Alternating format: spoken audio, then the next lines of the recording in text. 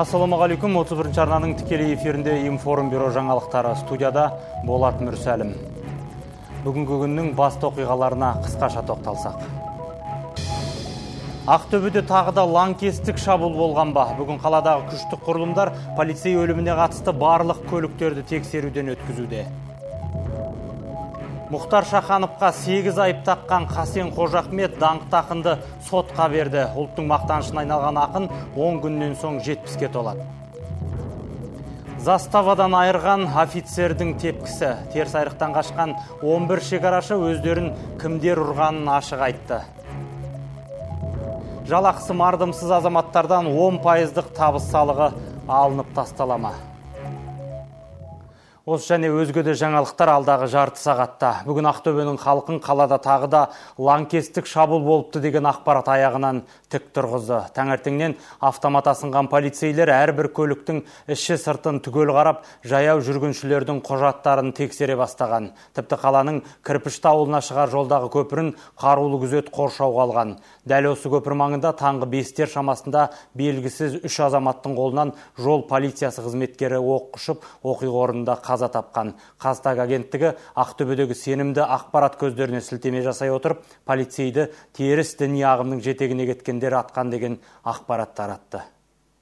Бұрынды кеудеше киіп, мұздай қару асынған полицейлердің көпір маңын қоршауға алып, әрбір көлікті жіті тексеруі лаңкестерден әбден зәтте болған ақтөбеліктерді одан сайын қорқытып отыр. Таңертеңнен қалада автобустар мен жаяу жүргіншілер ғана еркін жүре бастаған. Олардың өзіне полицейлер сезіктене қарайды, ал жеңіл көліктер түгел назарда. Бүкіл қаланы үрейлендіріп отырған оқиға таң намазы уақытында болған. Таңғы сағат 5-тер шамасында полицияға таксисті қарақшылық әдіспен белгісіз біреулер пышақтап кеткен туралы хабар түседі. Оқиға орнына бірінші болып жол полиция автопатрулі жетеді.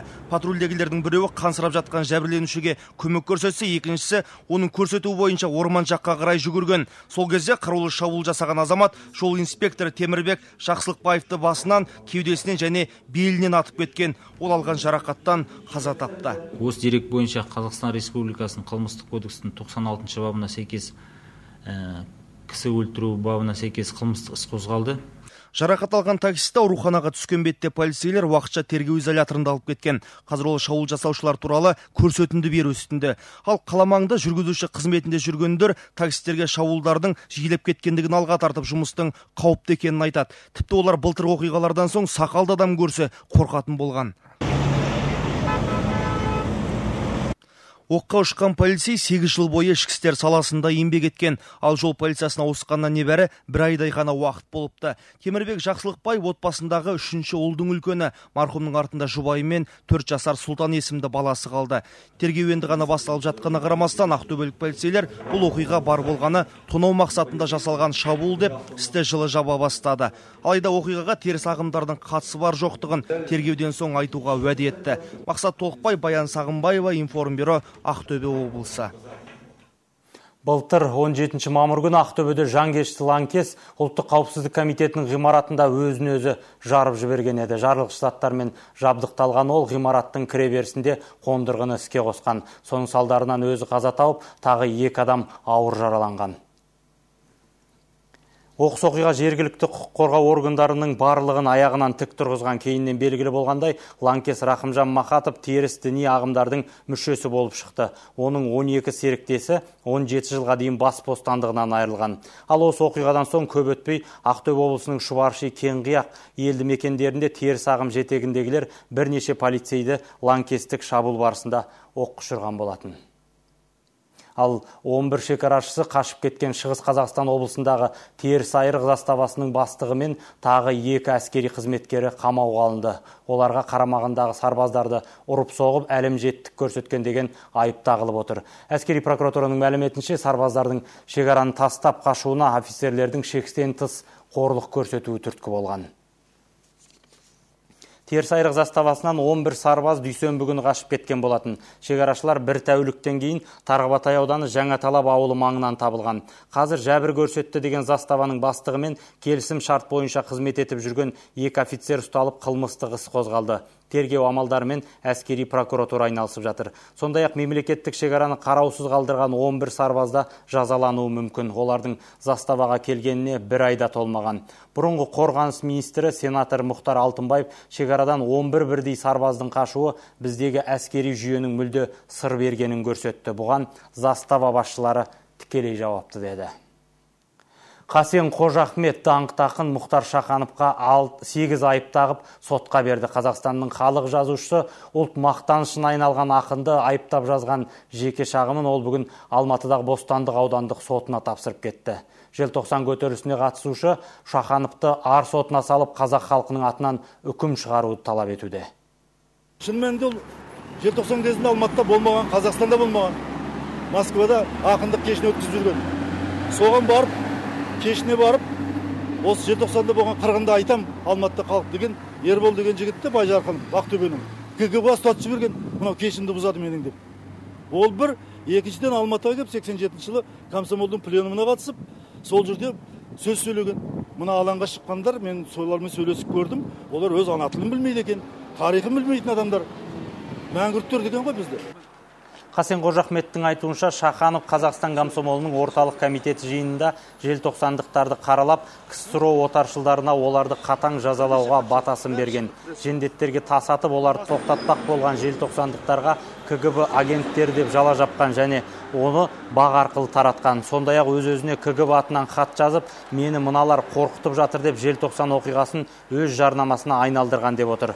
Жалған ақпарат таратты және біздің атымызға қорлау сөздер айтты деп халық жазушысын сотқа тартып отырған Қасен Қожахмет Шахановтан өзіне 5 миллион теңгемен 99 желтоқсаншының әрқайсысына 1 миллион теңгеден өтемақы төлеуін талап етуде. Ал даңқты ақын бұл менің 70-ке толған мерейтойым қарсаңында маған арнайы тапсырыспен жасалып отырған қастандық дейді. Шахановтың айтуынша Қожахметтің КГБ қызметкері болғандығын ол қауіпсіздік комитетінің бұрынғы бастығынан білген екен. Соны жария еткенім үшін Қожахмет қыр соңыма түсіп, есе қайырудың есебін таппай жүр деп отыр.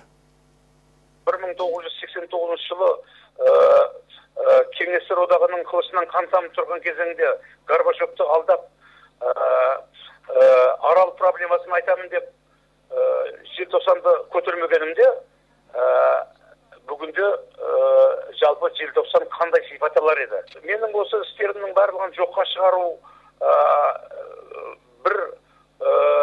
біреулерге керек болып жатқан шығар. Сондықтан Қасен Қожахмет мені сотқа берді деп осыдан бере берсін. Ендеше Қасен Қожахметті мен беремін сотқа. Ал Қазатомөнеркәсіптің бұрынғы басшысы Мұхтар Жәкішев екінші рет сотталды. Онсыз да 14 жылға сотталып, қатаң режимдегі колонияда жазасын өтіп жатқан экс-басшыны сот тағы бір қатар айыптар бойынша кінәлі деп тауып, тағы 10 жыл жаза берді. Бірақ түпкілікті үкім бұрынғы 14 жыл сол күйінше қалды. Екінші қылмыстық іс бойынша сот отырыстарына қатысудан түбегейлі бас тартқан Жәкішев бұл жолы туыстарына да, өз жалдаған адвокатына да сотқа баруға тыйым салған. Үкім оқылған кезде залда ақпарат құралдары ғана болған.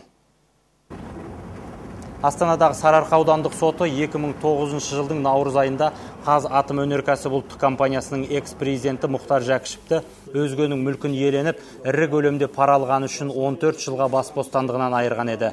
Бірақ жаңа қылмыстық іс соңына дейін құпия деген желеумен жүргізіліп келді. Бұл жолғы бұрынғысына қылмыстық топ құру, өзіне сеніп тапсырылған бөтен мүлкін иемдену, ірі көлемдегі алаяқтық жасады деген айыптар қосылды. Айта кетейік, бұған дейін бір қатар қоғам қайраткерлері қылмыстық істің саяси астары бар деп айыптардың ойдан шығарылғанын айтып, Жәкішевтің босатылуын талап еткен болатын. Айыптаулар шындыққа жанаспай, Жәкішев уран өндіретін аймақтан не ұрлауы мүмкін, ол жақтағы байлықтың барлығы шетелдік инвесторлар мен Ресейдің қолында болса. Ал қазақтың үшінші ғарышкері жақын арада ғарышқа ұшпайды. Бүгін осындай мәлімдеме жасаған Талғат Мұсабаев оған мен емес қазақ жігіттеріне ақша қимаған үкімет кінәлі деп ренішін білдірді. Сондай-ақ қазақстандық зымыран қашан болады деген сауалға ол аспандағы айға қол созумен бірдей деп жауап берді. Айтуынша Қазақстанда ешқашанда ғарыш саласы болған емес. Сондықтан Қазақстан өздігінен Байқоңырды игеру үшін әлі біраз жылдар керек. Талғат Мұсабаев 2009 жылы қазақ баласы Айдынның орнына ғарышқа неге канадалық азаматтың ұшқанын ашып айтты осы жолы. Жылдар бойы арнайы дайындықтан өткен Сақадай сай 2-1 азаматтың ұшпай қалуының себебін соңғы сәтте үкіметтің ақша төлей алмағандығымен түсіндірді ол. Бұған қоса Мұсабаев жақында Байқоңыр алаңында Ресей әріптестерімен арада болған жанжалға да тоқталды. У них 1,5 года лежало. Олардың зымырандары жарты жыл бойы Байқоңыр айлағында тұрды. Одан кейін келіп оның шуына Қазақстан рұқсат бермей отыр деп аяқ астынан шу шығарды. Ешкім оларға тыйым салған жоқ. Заң бойынша келісімшарт 1 жыл бұрын жасалады. Олардың құжаттары рәсімделмегенде, оны айтуға батылдары жетпеді, кінәні бізге аудара салды. Ал Қазақстанның коммунистік партия өкілдері жалақысы мардымсыз азаматтардан табыс салығын мүлде алып тастау керек деп есептейді. Қазіргі уақытта елімізде бұл салықтың мөлшерлемесі баршаға бірдей 10%. Олар еліміздегі олигархтар мен миллионерлер прогрессивті ставкамен табыс салығын көбірек төлеу керек деген пікірде. Бұл туралы ұсыныстарын коммунистер үкіметке жолдап отыр. Бұған дейін 200 мың теңгеден артық жалақы алатындар салықты көп төлесін деген идеяны қаржы министрі Болат Жәмішевті айтқан болатын. Коммунистік партиятынан депутаттық өткен мәжілісмен Тұрсынбек Өмірзақовтың мәлімдеуінше, еліміздегі байлар мен кедейлердің табыс арасындағы айырмашылық 30 есе екен. Статистикаға сүйенсек, 2009 жылы бұл арақатынас айырмашылығы 5,3 болса, 2011 жылы бұл көрсеткіш 6,1 ғана болған көрінеді. Халық қалаулысының айтуынша, өзге мемлекеттерде әлеуметтік жағдайы нашар адамдарға табыс салығы мүлде салынбайды. Ал бақуаттыларға керісінше табыс салығының мөлшері 50%-ға дейін жеткізілген деп отыр. Соның өзінде өзге елдердің бюджеті бұдан кенжелеп қалмаған. Статистика агенттігінің мәліметтеріне қарағанда, еліміздегі кедейшілік шегі 15.500 теңгеге бағаланып отыр. Ал осы деңгейде ғана табыс табатын халықтың үлесі республиканың 5,16%-ын құрайды. Елімізде қолға алынып жатқан индустрияландыру бағдарламасына Атырау облысы да өз үлесін қосып отыр. Бұған дейін мұнай өндіруші аймақ ретінде танылып келген облыс енді өңдеу саласында мықтап қолға алмақ. Биыл осы мақсатта облыста 20 өндірістік жобаға 40 миллиард теңге бөлініп отыр. Химиялық реагенттер шығарып маңызы зор жобаны дөңгелете әкеткен Рауан Налка былтыр тұсауын кескен еді.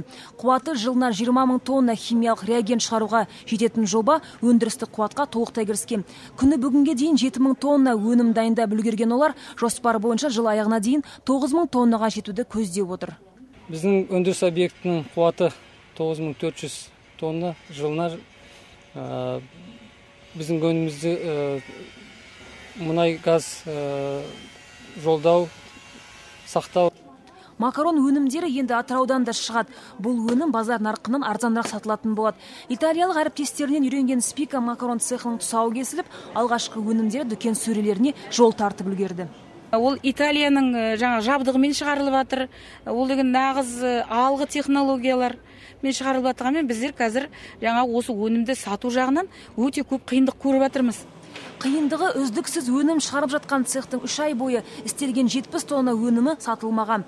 Тұсаукесер рәсімін жасаған қала әкімі Асқар Керімов отандық өндіріске импорттық тауарлармен бәсекелестікке қол ұшын беретінін жеткізді. Бизнесмендер жинаймыз, қазір кімге сатарын білмей жатырмын дейді. Бизнесмендер жинаймыз, осы дүкендер бар, үлкен супермаркеттер бар, соларға айтамыз, осы нені қойсын, бағасы арзан екен, саттырамыз, болмаса біздің бюджет тарапынан бюджеттік мекемелер бар, балалар үйі бар, балабақшалар бар, больницалар бар, емханалар бар, солардың барлығы осы тауардан алатын болады. Аймақта индустриалды инновациялық даму бағдарламасы бойынша 21 жоба жүзеге асырылуда. Олардың 6-ы биыл аяқталып іске қосылмақ. Бұл мыңдаған жаңа жұмыс орындарын ашуға мүмкіндік береді. Жания Өсерқұл, Гүлбадан Мазбенова, Атырау облысы. Жаңалықтарымыздың екінші жартысында көретіндеріңіз. Танымал актер Шалқар Үркімбаев Әуезов театрының спектаклінен соң жұмбақ жағдайда қаза тапқан. Неге деген сұраққа ешкімдің нақты жауабы жоқ. Ақша мен төбелес бар футболдың қызығы да көп. Еуропа чемпионатының ең тартысты ойындары бүгін басталады. Бізбен бірге болыңыздар.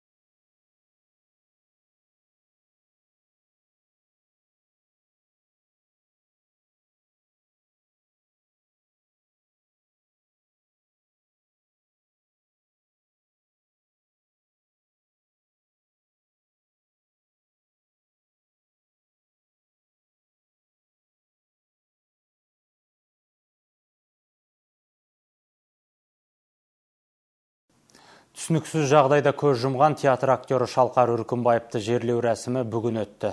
Алматыдағы Мұхтар Әуезов атындағы мемлекеттік драма театрының актері белгісіз жағдайда өмірмен қош айтысқан еді. Әзірге актерлерді бояндыратын бөлменің терезесінен Шалқардың қасақана секірген немесе біреудің итеріп жіберу фактілері тексеріліп жатыр. Дегенмен актердің әріптестері оның терезеден секіргенін өз көздерімен көргенін айтқан. Құпия өлімнің сыры тек құзырлы органдардың арнайы тексерісінен кейін белгілі болмақ. Театрда жұмыс істеген 5 жылда көңілінің мұңайған, құлазған кездерін көпшілікке көрсетпеуге тырысқан талантты жастың тағдыры осы терезенің тұсында қиылған. Актер 3-ші қабаттан құлаған кезде де тірі болған, тек ауруханаға жеткен кезде жан тапсырыпты.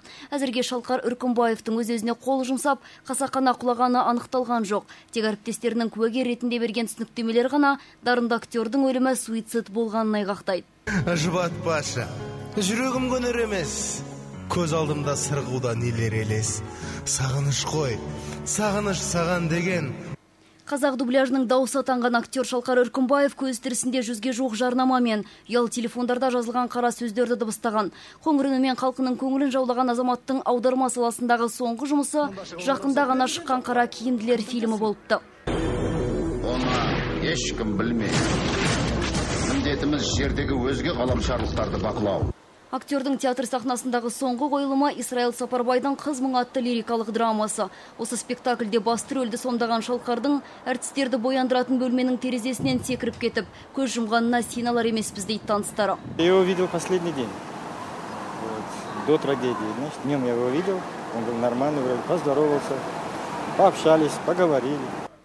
Ал театр директоры аруағын арулап шығарған актердің өмірмен қош айтысар сәтінде қандай да бір ішкі күйзеліске түскенін білмейтін жеткізді. Қайда білеміз біз. Не термелеген, оның ішінде не төліп атқаны кім біледі. Театрдың геройы жұмыс істеп жүрген адам.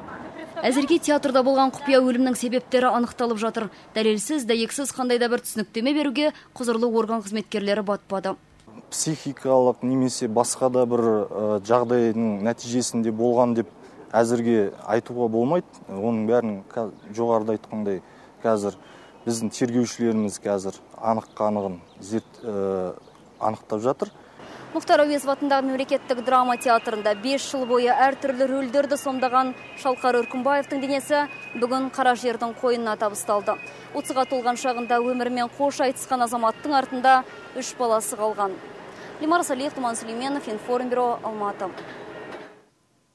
Өлең болып туылып, әуен болып өмір сүрермін деп артына мол мұра қалдырып кеткен еліміздің мәдениет қайраткері әнші Ермұрат Зейіпханның өмірден озғанына 1 жыл. Осыған орай кеше Алматыдағы студенттер сарайында ақын сазгерді еске алу кеш өтті. Кешке Роза Рымбаева, Алтынай Жорабаева, Жеңіс Сықақова сынды бір қатар өнер жұлдыздары қатысып, Ермұраттың әндері шырқалды.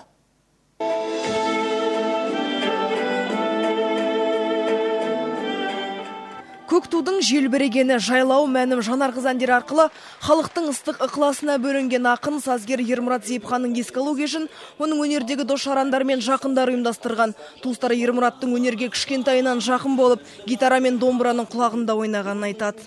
Мұғалымдар, өнер иелері байқап, сол талантлығын Ермұрат сахнаға алып шыға бастады. Содан Ермұраттың өзінің талантлығы ашыла бастады. Ермұрат Зейіпхан Қытай Халық Республикасының Шыңжаң өлкесінде туылған. Еліміз тәуелсіздік алған жылдары алғашқылардың бірі болып атажұртқа оралған әнші Қазақстандағы өнер жолын Абай атындағы опера және балет театрынан бастады. Өнердегі әріптестері оның қарапайым адам болғанын айтып еске алады. Қасымыздан жоғалтып алғаннан кейін бүкіл жақсылығын, бүкіл өнерін, осы елге қалдырған бүкіл байлығын енді көріп жатырмыз. Көк ту мәнім деген атпен өткен еске алу кешіне Қазақстан Республикасының халық әртісі Роза Рымбаева, Айгүл Иманбаева, Рамазан Стамғазиев сынды өнер майталмандары қатысты. Ермұрат Зейіпханның 100-ден аса әні алдағы уақытта да жалғасын табатын концерттер мен ән баяндар арқылы көрермендерге ұсынылатын болады дейді ұйымдастырушылар.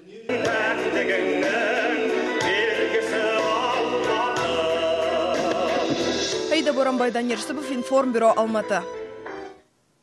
Футболдан Еуропа чемпионатында нағыз бәсекелер басталар сәті осы. Бүгін түнде ширек финалдың алғашқы кездесу ойналады. Сенсациялық жағдайда осы кезеңге өткен Чехия құрамасы Португалия командасымен бақ сынасады. Осы маңызды матчтар алдында УЕФА-ның төрешілер корпусы да қимылдай бастады. Маңызды ойындар қарсаңында олар шеберліктерін тағы бір шыңдап алмақшы.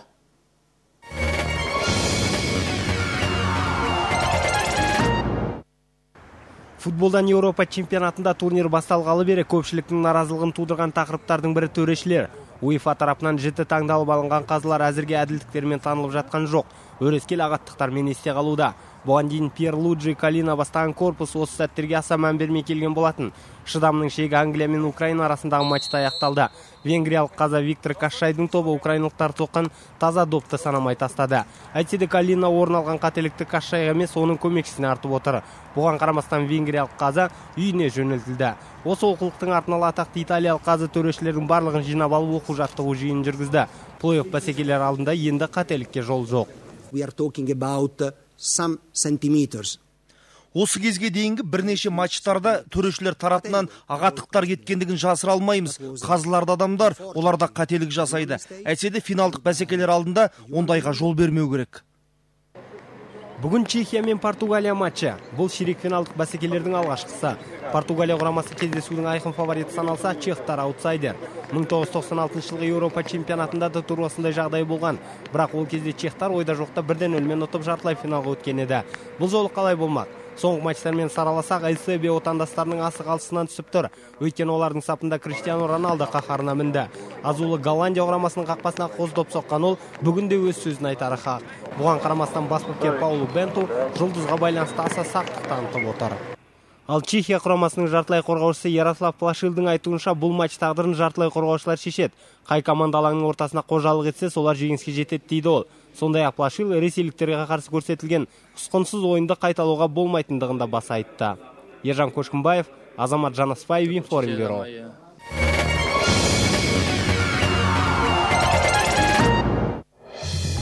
Бүгінге осы, алда Ақтөбедегі оқиғаның даму барысын Информбюроның орыс тіліндегі шығарылымынан көре аласыздар. Жаңалықтарымыздың жазбаша нұсқасы 3W31 KZ сайтында. Аман, сау болыңыздар.